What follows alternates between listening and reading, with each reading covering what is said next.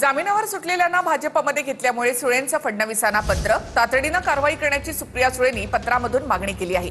Drugs तस्करीला राजाश्रय मिळतोय हे पाहून चिंता वाटली असं सुप्रिया सुळे यांनी म्हटलं आहे। तुळजापुरातील काहींना काल भाजपमध्ये प्रवेश देण्यात आला। यामध्ये ड्रग्ज तस्करी प्रकरणामधील आरोपींचा देखील समावेश होता अशी बातमी वाचली। विशेष म्हणजे जबाबदार नेत्यांच्या उपस्थितीमध्ये झालं याचे सखेत आश्चर्य वाटतं। यासोबतच ड्रग्ज तस्करीला राजाश्रय मिळतोय हे पाहून तितकीच चिंता देखील वाटली।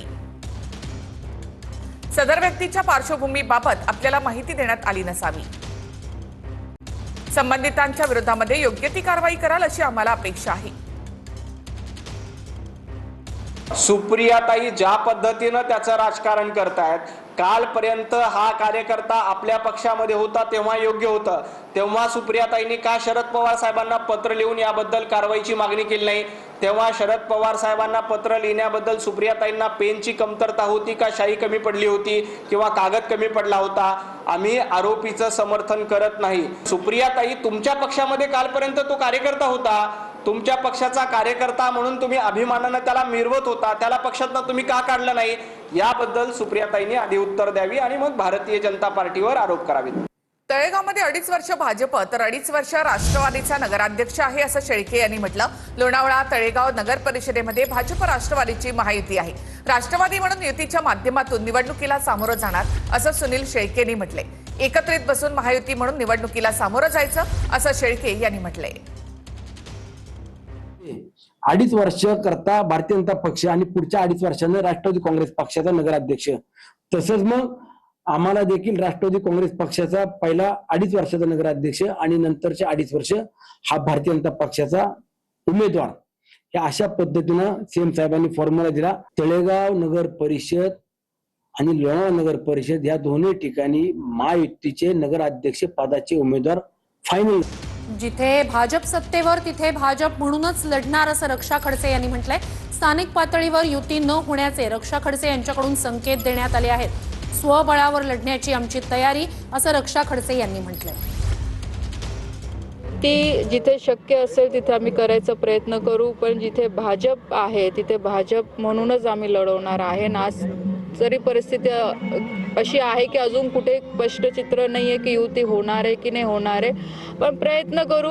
पण जोपर्यंत भाजप म्हणून आमची सगळ्यांची तयारी आहे, भाजप म्हणून आम्ही सगळे आमचे उमेदवारही सगळ्या ठिकाणी जिथे जिथे नगरपालिकेचे इलेक्शन आहे तिथे आज निवडणूक लढवण्यासाठी सज्ज झालेले आहे। जालन्यात ठाकरेंच्या सेनेचे जिल्हा प्रमुख भास्कर आंबेकर यांनी राजीनामा दिला आहे। भास्कर आंबेकर यांनी जिल्हा प्रमुख पदाचा राजीनामा दिला। एकनाथ शिंदे यांच्या उपस्थितीत आज ते पक्षप्रवेश करणार आहेत। माजी नगराध्यक्ष आणि विद्यमान जिल्हा प्रमुख यांचा शिंदेंच्या सेनेत प्रवेश होणार आहे।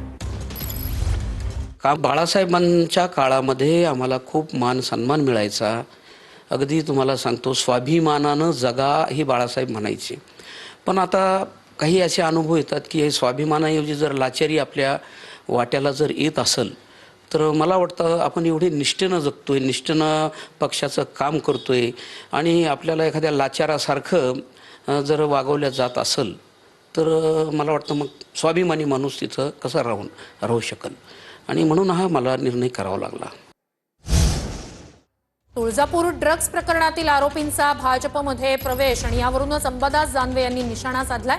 ड्रग्ज प्रकरणात मलिन झालेल्यांनाही भाजप जनसेवेची संधी देऊ पाहतं असं दानवेंनी म्हटलंय। नेमकं काय म्हटलंय, ट्विट केलंय।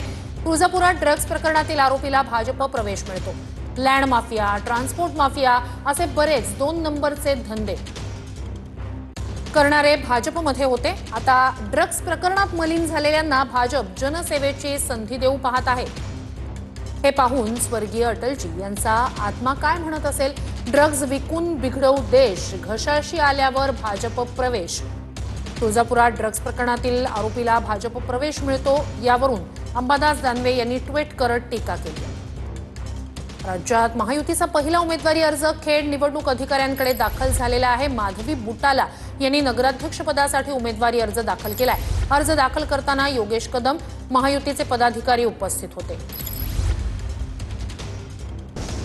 एकनाथ शिंदे यांचा दौरा बूथ लेव्हलच्या कार्यकर्त्यांसाठी आहे असं अर्जुन खोतकर यांनी म्हटलंय. एकनाथ शिंदे कार्यकर्त्यांशी संवाद साधणार आहेत. निवडणुकीचा काळ असल्यानं कार्यकर्ते चार्ज होणं महत्वाचं असं अर्जुन खोतकर यांनी म्हटलंय. शिंदेंचं आगमन म्हणजे आमच्यासाठी एनर्जी देणारं असल्याचा विश्वास सुद्धा खोतकर यांनी व्यक्त केला. खरं तर परभणी पहिला आहे त्यांचा दौरा. बूथ लेवलच्या कार्यकर्त्याशी ते संवाद साधणार आहेत,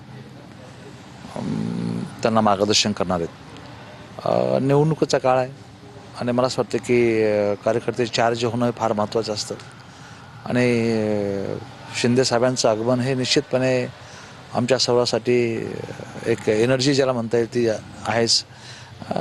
त्या माध्यमातून कार्यकर्ते कामाला लागतात, एका ठिकाणी येतात, लोकांमध्ये जातात, लोकांना घेऊन येतात.